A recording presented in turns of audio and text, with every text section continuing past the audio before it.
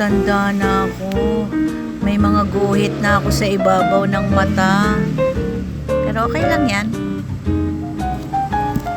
Morning.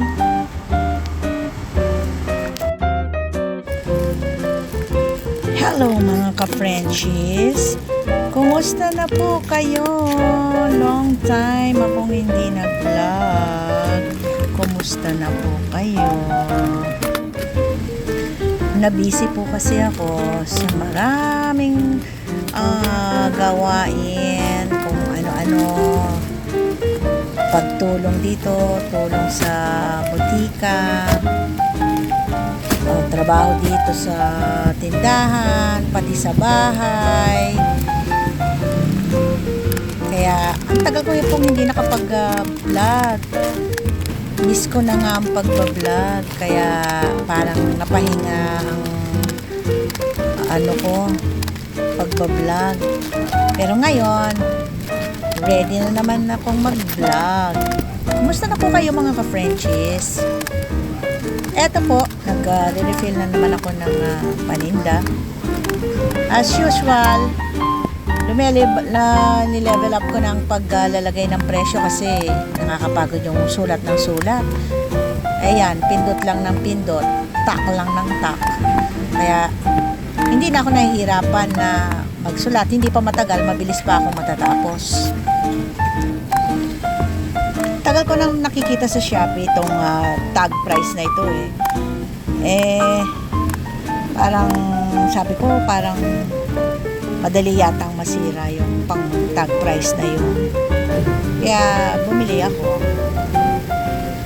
Hindi, mabilis ako maglagay. Lagay lang ako ng lagay. Hindi na ako sulat ng sulat.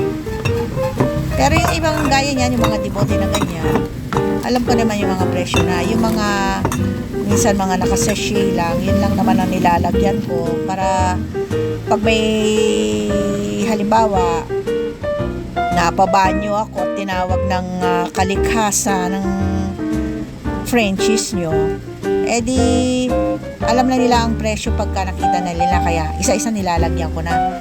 Pero sa totoo sa maghapon kasi wala akong karelyebo, halos ako lang.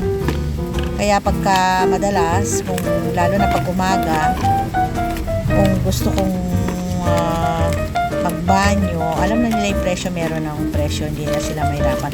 Tsaka minsan, nakakalimutan ko din minsan yung presyo, kaya isa-isa nilalagyan ko na lang din ng tag price. Di mas mabilis, hindi ako nahihirapan.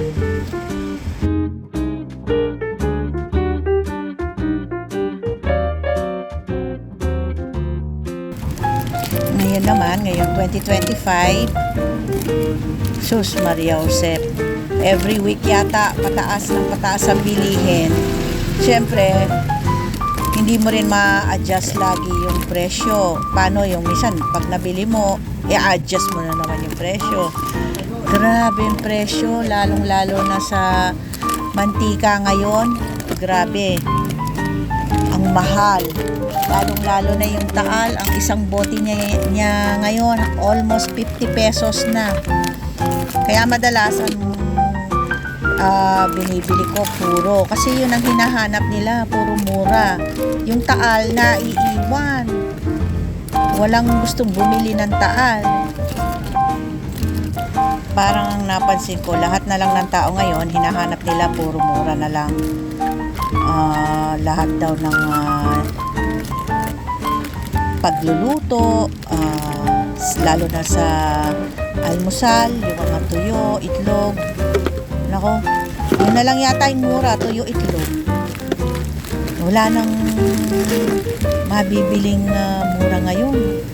Minsan yung itlog may 12, may 10.